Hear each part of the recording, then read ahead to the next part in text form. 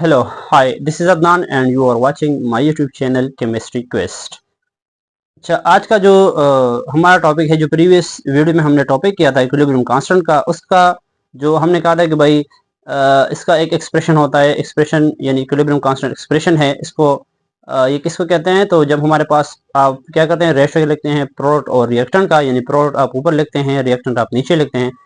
तो इसको हम कहते हैं कि रेशियो ऑफ प्रोडक्ट और reactant and it is termed as KC. ये केसी है हमारे पास। तो अभी हम उसी एक्सप्रेशन का इस्तेमाल करेंगे और केसी का यूनिट फाइंड आउट करेंगे।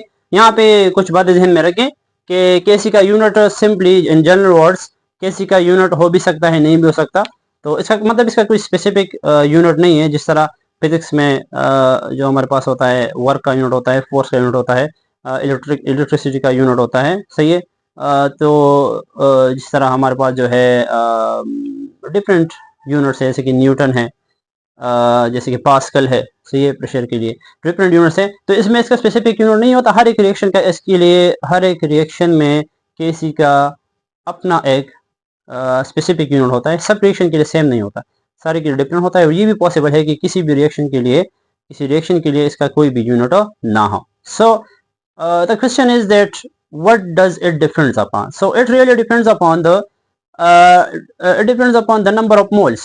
So सबसे पहले आप ये जान लें कि नंबर ऑफ मोल्स हमारे पास जो है क्या होते हैं। तो मैंने तो प्रीवियसली भी बताया था, लेकिन फिर से सुन लें। Let's say we have a general reaction in which 2A and 2B combines to form 3C plus D। Suppose करें इसे जनरल रिएक्शन है।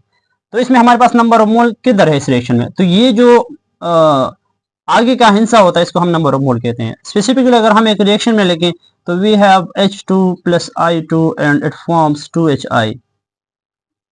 तो यहाँ पे कोई नंबर इससे आगे नहीं है ना, H से आगे। ये पीछे वाले नंबर की मैं बात नहीं कर रहा, इसका जो आगे वाला हिस्सा होता है। यहाँ पे आगे कोई नंबर नहीं है, तो कोई नंबर नहीं होता तो वहां पे 1 होता है।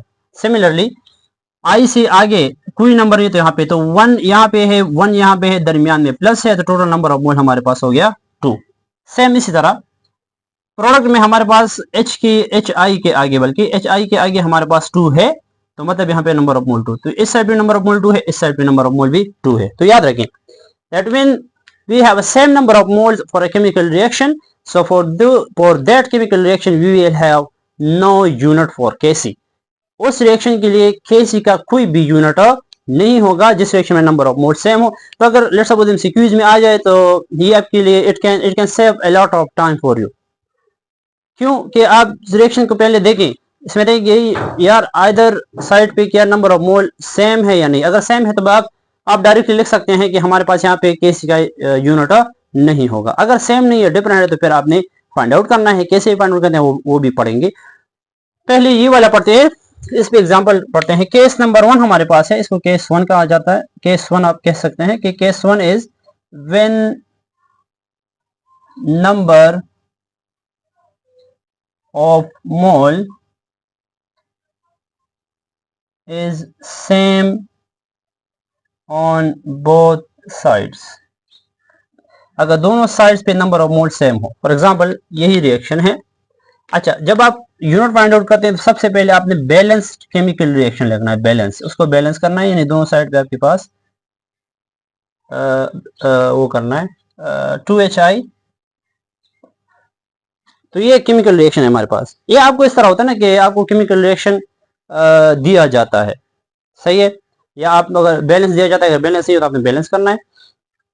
अच्छा, तो आप यहाँ पे देखिए कि किस तरह बैलेंस करते हैं। तो ये तो बैलेंस है, वैसे ही आपको समझाता हूँ कि यहाँ पे आयोडीन का नंबर 2 है, हाइड्रोजन भी 2 है। तो अगर हम HI के आगे 2 लगाते हैं तो इसका मतलब है कि ये 2 H के साथ भी है और I के साथ भी है। तो यहाँ पे भी 2 हाइड्रोजन 2 आयोडीन, यहाँ पे भी 2 आयोडीन 2 हाइड्रोजन। तो ये क्या है, रिएक्शन हमारे पास जो है ये बैलेंस है। अच्छा, no applying.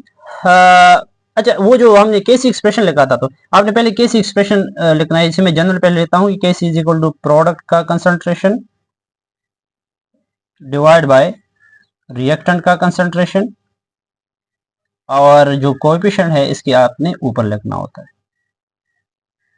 Applying this relation, ये जो रिलेशन है ये अब आप अप्लाई करें इस रिएक्शन पे, सही है। जब हम अप्लाई करेंगे तो हमारे पास क्या हो जाएगा कि भाई के C is equal to product की जगह प्रोडक्ट लेके रिएक्टेंट की जगह रिएक्टेंट, तो प्रोडक्ट हमारे पास क्या है एच आई, तो एच आई आप लेके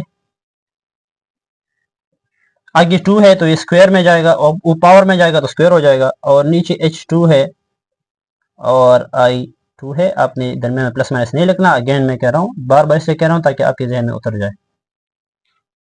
अच्छा, तो ये रिलेशन आपके पास आ गया।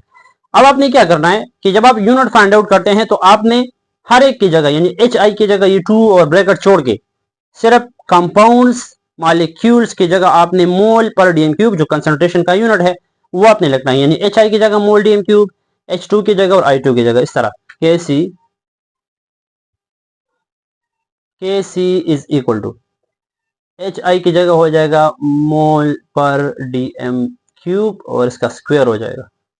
H2 की जगह हो जाएगा H2 की जगह हो जाएगा मोल पर डीएम क्यूब, I2 की जगह हो जाएगा मोल पर डीएम क्यूब। यहाँ पे स्क्वायर है तो ये स्क्वायर यानी मतलब स्क्वायर का मतलब है 2, यानी यहाँ पे 2 मोल पर डीएम क्यूब है, नीचे भी 2 मोल पर डीएम क्यूब है, तो ये सब एक दूसरे से कैंसिल हो जाते हैं। तो इस केस में केसी का कोई यूनिट नहीं होता है, नो यूनिट। तो जिस तरह मैंने आपको स्टार्ट में बताया कि जब नंबर ऑफ मोल दोनों साइड पे सेम हो तो उस सिचुएशन में हमारे पास केसी का कोई यूनिट नहीं होगा।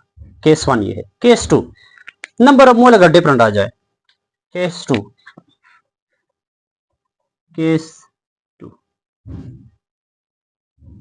if number of mole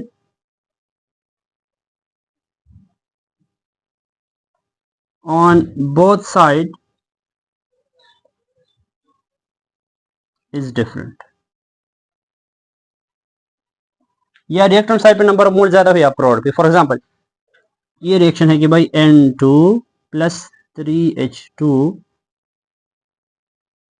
2NH3, तो पहले तो आप देखिए ये बैलेंस रिएक्शन है, N2 है, यहाँ पे भी 2 है और 3 2 6 हो गया और 2 3 6, तो 6 हाइड्रोजन 2 नाइट्रोजन 2 नाइट्रोजन, मतलब रिएक्शन हमारे पास बैलेंस है। अच्छा, अब इसके बाद आपने सेम वही मेथड है भाई, आपने क्या करना है कि Kc का जो एक्सप्रेशन है कि Kc is equal to concentration of product divide by concentration of reactant, इस तरह आपने लिखना है। फिर इसके बाद इस एक्सप्रेशन में आपने ये वैल्यूज, यानी ये प्रोडक्ट है राइट साइड पे है तो प्रोडक्ट आपने ऊपर लिखना है, ये रिएक्टेंट है तो ये आपने नीचे लिखना है, सही है। तो ये हो जाएगा कि Kc अपने जगह यानी Kc is equal to product है NH3 और इसका हो जाएगा स्क्वायर, क्योंकि आपने जो आगे हिस्सा होता है वो आपने पावर में लिखना है, तो ये आगे 2 है तो ये पावर में लिखो। H2 I का हिस्सा 3 है तो पावर में लिखो क्यूब हो जाएगा। N2 आगे कोई हिस्सा नहीं है मतलब 1 है तो 1 हम लिखते नहीं है, बस सही है। अब इसके बाद नेक्स्ट स्टेप क्या है, हर एक की जगह अपने मोल पर डीएम क्यूब यानी Kc is equal to NH3 की जगह हो जाएगा मोल पर डीएम क्यूब और इसका हो जाएगा स्क्वायर, फिर H2 की जगह मोल पर डीएम क्यूब, इसके आगे का हिस्सा क्या है, इसका पावर जो है वो तो हमने क्या किया कि हिस्सा 3 है तो ये क्यूब हो जाएगा, और इस तरह मोल पर डीएम क्यूब इस N2 की जगह, और इस पर पावर नहीं है तो हम यहाँ पे भी पावर नहीं लिखेंगे। अगेन सिंपल मैथमेटिक्स कर लें, यहाँ पे मोल डीएम क्यूब 2 है, यहाँ पे 3 ये है और एक ये है तो ये 4 हैं, तो इस 3 में से 2 आप कैंसिल कर ले तो ये 1 रह जाएगा, मतलब ये इस तरह हो जाएगा 2 के साथ 2 चलेगा, यहाँ पे तो 3 है तो 1 मोल डीएम क्यूब रह जाएगा, मोल पर डीएम क्यूब, और यहाँ पे ये वाला 1 मोल पर डीएम क्यूब। तो इसके बाद आप इस ये भी आप यहाँ पे भी जोड़ सकते हैं, आप इस तरह लिखिए कि 1 और मोल पर डीएम क्यूब स्क्वायर, और फिर स्क्वायर को ब्रैकेट के अंदर लाएं तो Kc इज इक्वल टू 1 और मोल 2 डीएम, 1 और मोल स्क्वायर और डीएम 6, यहाँ पे भी आप जोड़ सकते हैं। तो ये यहाँ पे इस केस में क्योंकि हमारे पास नंबर ऑफ मोल सेम नहीं है ना, यहाँ पे अगर हमने देखा नंबर ऑफ मोल सेम थे तो हमारे पास इसका यूनिट नहीं आया। यहाँ पे नंबर ऑफ मोल डिफरेंट है तो हमारे पास जो है केसी का यूनिट आ गया है। सही है। सेम इसी तरह यहाँ पे अगर आप देखें ना इस रिएक्शन में हमारे पास, अच्छा नंबर ऑफ मोल्स अगर हम देखें तो यहाँ पे नंबर ऑफ मोल 3 है, यहाँ पे 1 है, यहाँ पे इसका आगे कुछ नहीं है तो 1, इसका आगे है 3 तो 3, 1 + 3, यहाँ पे नंबर ऑफ मोल 4 है, यहाँ पे नंबर ऑफ मोल 2 है। तो डिफरेंट नंबर ऑफ मोल है, तो जब नंबर ऑफ मोल डिफरेंट होंगे तो उस केस में हमारे पास केसी का यूनिट आएगा। क्लियर है। So that's all for today's lecture. Keep watching और यूट्यूब चैनल केमिस्ट्री क्वेस्ट। अगर आपका कोई भी इसमें क्वेश्चन हो तो आप कमेंट सेक्शन में मुझसे पूछ सकते हैं। अच्छा 2-3 बातें ध्यान में रखें भाई। पहली बात, आसान अल्फाज में आपको समझाता हूं।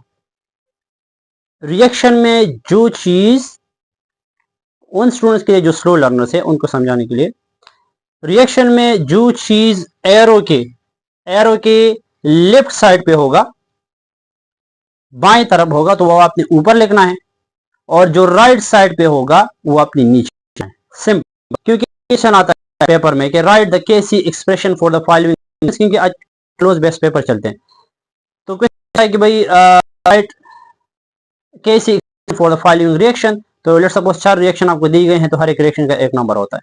तो आसान है। कैसे आसान है कि जब रिएक्शन के लेफ्ट साइड पे जो चीज होती है, सही है, वो आपने ऊपर नीचे लिखना है, और जो राइट साइड पे है प्रोडक्ट है आपने ऊपर लिखना है। जो चीज आपके पास रिएक्शन के एरो के राइट साइड पे है, एरो के राइट साइड पे, तो वो आपने, ये आपका प्रोडक्ट है तो आपने ऊपर लिखना है। जो लेफ्ट साइड पे है ये आपका रिएक्टेंट है तो ये आपने नीचे लिखना है। सही है। तो ये याद रखिए कि ऊपर इस तरह आप अगर जहन में रखें, सिर्फ से पेपर में लिखना नहीं है लेकिन आप जहन में रखें कि केसी इज इक्वल टू राइट वाला ऊपर लिखना है, लेफ्ट वाला आपने नीचे लिखना है। तो ये सिंपल सा वो है, ये आपने लिखना है। सही है। जब यूनिट फाइंड आउट करते हैं तो पहले आपने एक्सप्रेशन लिखना है, फिर आपने क्या करना है, प्रोडक्ट और रिएक्टेंट, और हर एक जगह मोल डीएम क्यूब, और फिर सिंपल मैथमेटिक्स। अगर कटिंग होती है तो आपने करना है। ठीक है। थैंक यू और and keep watching our YouTube channel.